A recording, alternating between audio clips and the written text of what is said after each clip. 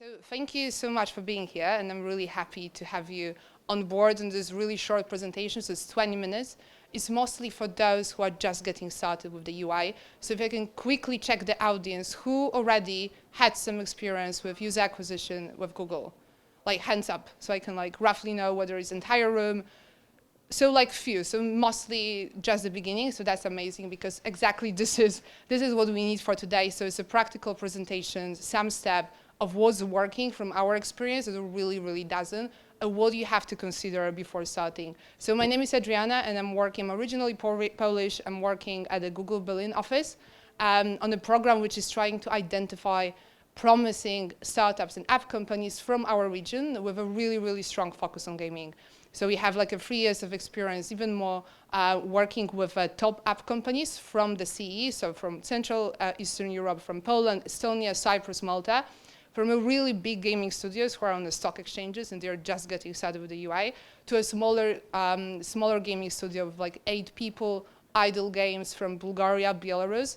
And all of the learnings today combined are basically from that experience. So let's go to before we start. So before we start, not the presentation, but before we start the UI, absolutely the first step is to reconsider and think 3 times about what's your business goal and what's your product readiness. And without that, it's literally quite impossible to run a successful campaign. So if you don't have a really strong analytical in-house, if you're not monitoring, and if you don't have the questions to mostly all of those questions, if not even more, it's quite unlikely that we will be able to run a successful UI. UI is not only a product that we offer, so it's not only universal app campaigns and Google Ads, it's mostly a really sophisticated machine learning system.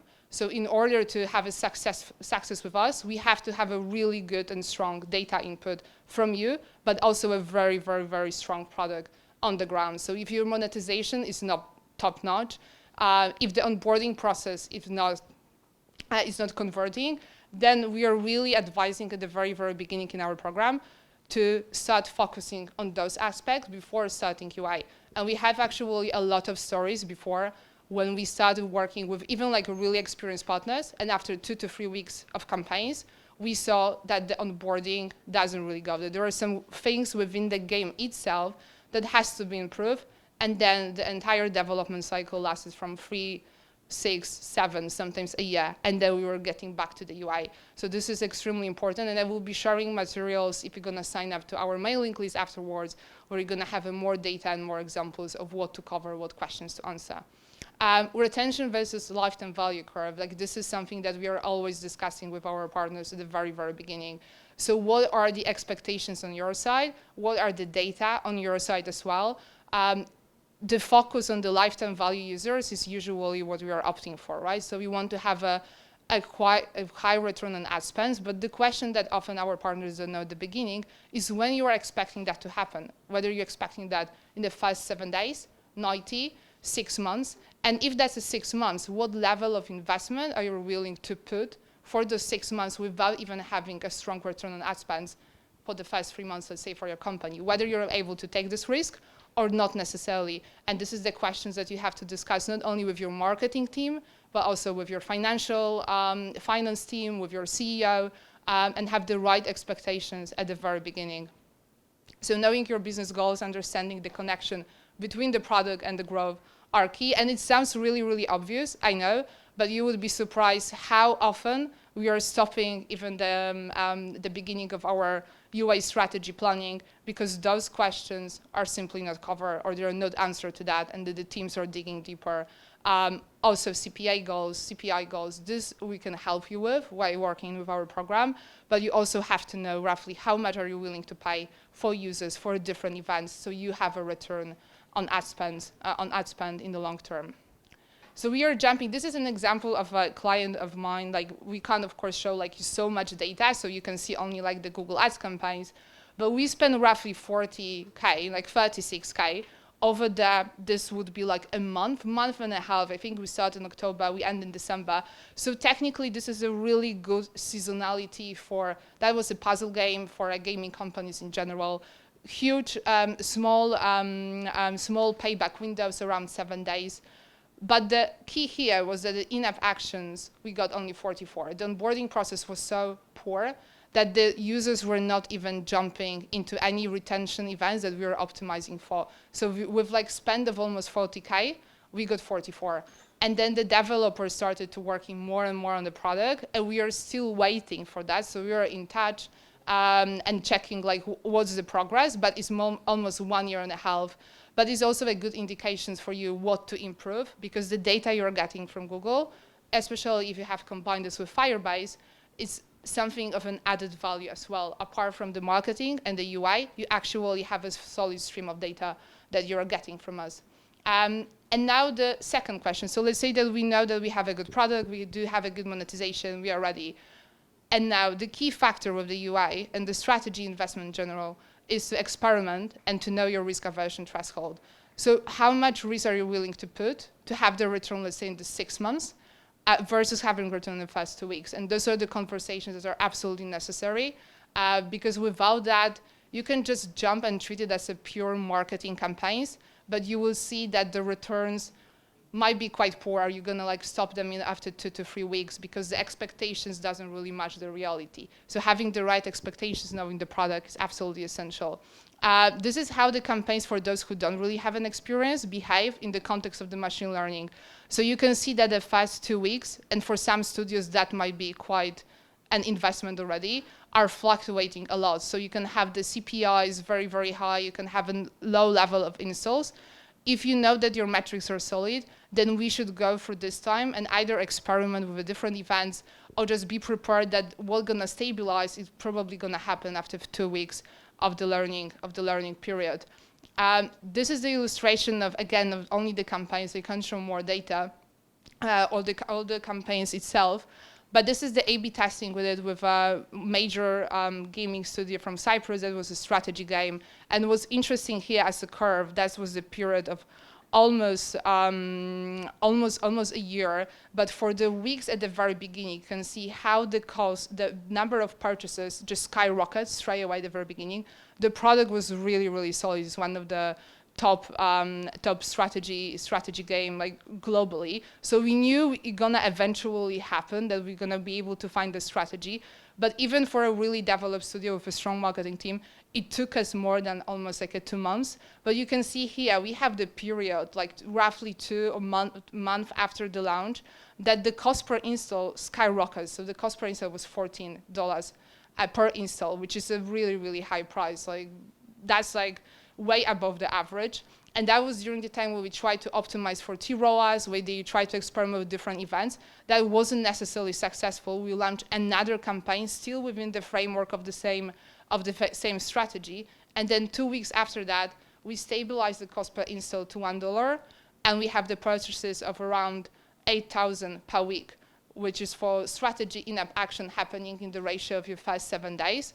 You can like calculate the ROAS was really, really high. And then over the next period, you can see like the lines here.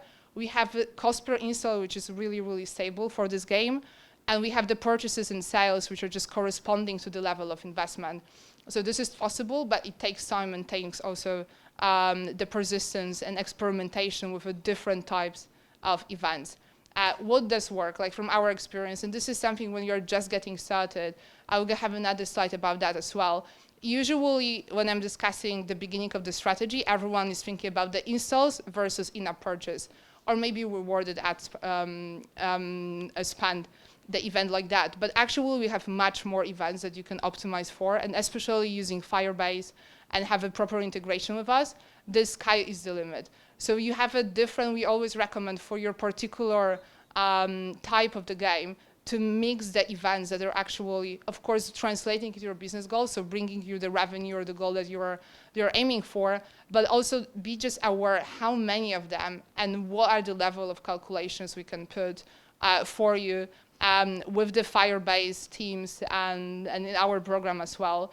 So the sky is the limit here, but the core is that those events are not only the in-app purchase install, but they're actually translating long-term business goals. And for the beginning, what we often do, as I mentioned, we experiment, right? So we have a different campaigns for a different event. Sometimes we are opting for a really big investment at the very beginning, but I do have an experience of working with this is an idle game, and you can see the level of campaigns we had. So this is really a fresh one. So we started roughly March. This are campaigns coming from March, from May, from April. We didn't opt for such a big investment, but we had a lot of campaigns and a lot of different events. So you can see the cost in-app action for the first 2 weeks was just ridiculous comparing to our goals. So a lot of developers were bounced back already, but we knew it can happen. So what we did, we gradually tested in the smaller campaigns, different events, and what's the ratios on the kind of micro scales for the US. And then after like almost a month, this is literally a month, we found the best one. Like I don't have it here, but it was around like within the game to onboard on your hotel and invite a friend. So it was a really customized event combining ad spend, combining in-app purchase and a high retention.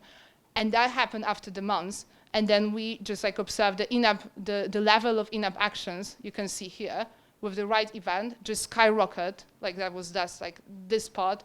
And then we set the 2 campaigns only for that event, and the spend is corresponding really clearly with the level of in-app actions, and the cost per install, cost per in-app action is like really, really on the stable ground. So this is possible, but it took us 2 months of like testing a lot of events and having a very strong backup with the Firebase and with Google Analytics for Firebase as well. So they have a lot of consultations with our team on how to prepare that. Another thing, balance short-term gains with long-term goals. What I really wouldn't like you to get from this presentation at the very end is that I was just gonna jump on the Google Ads and just check something small and see how it's gonna work. Because what's gonna probably happen is exactly this. So you're gonna even spend like $400, $500. The in-app actions, and in-app actions are not only purchases again, right? It might be a retention event, it might be the first subscription. With the really small bit and with the really small budget, the machine learning just can't get data from anywhere. So you're ending up with the installs of 5,000K, which you can be excited about, but then the quality of users is extremely low. That was the micro test conducted for over 1 month, but it took us a lot of discussions with the partners because they were analyzing almost every single user behavior from this test. But this test doesn't translate into any potential that our platform can offer you. It's something just scratching the surface of the users that you can get. The cheapest actually users are usually, the bounce rate is really, really high. So you're not acquiring high quality users. You're basically spending your money on the installs that sometimes might not even convert on anything long term. So this is an example of definitely not to do. Even if you're tempted, it's better to wait with your product than get the test and get any kind of assumptions for it. The short-term small tests are good if you want to check whether the Firebase event is properly synced with your Google Ads account, so you can see that if you have 1 in-app action, 2 in-app actions, something is working. But in general, I would really advise against that and rather wait than do any kind of, even like $400, like will not bring you any high quality users. And then another thing, so when you think like 3 components of the UI successful user acquisition strategy with Google are, first of all, your product, of course, and expectations and the strategy you have developed with us. And then there are 2 others. We have the product, which is solely based on the machine learning. So feeding the system with the right data is absolutely critical. And it happens that it's working, the integration works best with the Firebase. So you can have your own data attribution models and your own products like other that you're using. But in regards to optimizing events with Google Ads, it's best to have the Firebase. So to import the Firebase events to Google Ads and then optimize towards, especially the low funnel events, so starting from not installs, but like first open and others. And then within the Firebase, you can, the sky is the limit. So we have also audiences that you can build, you can have a customized event. So there is a lot of analytical work that you should be also prepared. So it's not only marketing team, it's not only like a UI consultant that you're hiring, it's actually a bigger spectrum of people at your company that should be involved, from analytical data to marketing, to finance team, and of course your CEO to take this risk of like pooling resources for the very beginning and expecting the return in, let's say, 3 to 6 months. What other thing works? And customized creatives, like this is obvious, and I know that you have like a lot of speeches about that already at this stage. But this is something actually fresh from the oven, from Google marketing team, a global research. And the recommendations outlined here are based on what are the intentions of users to play casual versus core game. So it's basically on the, like, what are the incentives for me to stop, like, let's say, like in the queue, staying in the queue, open the app and actually play casual games. So they are advising to illuminate this moment of like a pleasure or the discovery for both your creatives. So you can see this like for casual gamers to show this moment even of taking a break and playing as a part of your video. And then like the incentive that you can get from playing that. So have a more social aspect to that and communicate with the users, not only showing what's inside your game, but what's the experience of playing that, why they are starting to play core versus casual in the first place. I will be sharing a link to that research. It's a really interesting. You can find this on the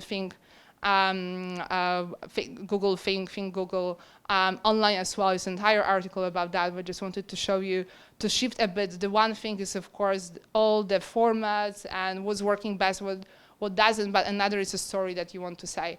And this is extremely important to cover. Just checking the time. And another factor for games, video are absolutely king for all the games. So the video, if you think about the creatives at Google and the machine learning, the videos, the creatives are the spectrum of your inventory that you are reaching. So universal app campaigns are spanning from search, from Google Play to YouTube, to display. So if you don't have video creatives, the chances that it's not only bringing more conversions because it's more appealing and interactive with the user, but it's also covering the entire YouTube platform that we have on board, which for gamers is almost like the top search engine and a tool of engagement. So the videos, usually what we hear as a story is that videos are the most expensive, hence we just should start with some easy headlines and skip it. However, if you're thinking more like seriously about the strategy and you actually want to have this positive ROAS and bring those top value users, we usually see top converting users coming from videos rather than any other creative. So I strongly encourage you to actually put like and I'm putting extra emphasis on that because I saw a lot of campaigns who had a better performance after really, really strong video assets. So we are putting like a high level of pressure with our partners on having a solid video from the beginning, not like at some other stage. What works, like other really obvious but not actually utilized by so many players in the industry, is export. So working on the markets that are not so obvious. Usually when we are starting collaboration, we have US, UK, tier 1 countries. But actually we have from entire APAC to Australia, New Zealand, to Latin America, we have such a gigantic pool of potential customers that, again, like the sky is the limit, and the question of optimization and finding the good market for you, but also having this trial and error is an absolutely essential. If something doesn't work in Germany, in the UK, but you know that you have a strong product, you know you have a strong creatives, but maybe the bids are too high, then let's try Japan, let's try South Korea. With a good product and the pool of the signals we have at Google, it's almost impossible not to be able to find the right users for you. So it's just a question of time and a question of experimentation and being open towards different markets as well. For some, you have to bring like the assets which are customized language-wise, but for the gaming, especially like a casual, those assets can be easily in English. Like those are kind of familiar terms. So we often don't even translate or customize creatives, and they are working also pretty well. And the last slide in regards to export shows you more or less the market's potential for different platforms and for the different type of like events and campaigns. It's a really general. I just wanted to show you roughly the gamer populations that might not be so obvious for a lot of users, especially while starting your campaigns. And if you have a strong product, especially APAC, I would really, really recommend. We have a gigantic pool of users, and if you have monetizing from ads, and you don't have a really high in-app purchase events, then that could be a really interesting option. So just to summarize, because I think I'm running out of time, so like few things that I wanted to take you from this really short presentation is to know your business goals and KPIs, absolutely essential. Without that, we are not getting started. It's not just a marketing for brand awareness. It's actually a solid data machine learning tool that we have to utilize wisely. Experiment and know your risk aversion threshold, what I was saying at the very beginning. Discuss this with the CEO, have a communication with financial teams, what you are willing to risk. It's like an investment like any other. Startup creatives are a must. Fit the machine learning system with the right data, and balance short-term gains versus long-term goals. So what's actually you want to achieve in the 6 months, and think about that, and just analyze the signals in between. Thank you so much. And as a follow-up, we have a program at Google Berlin who is helping the companies at the very beginning to start the UI. So if you are interested or you want us to share more materials with us, my colleague Olga is here, so you can just give us your email and the contact details, and we can follow up with you. Thank you so much. Olga?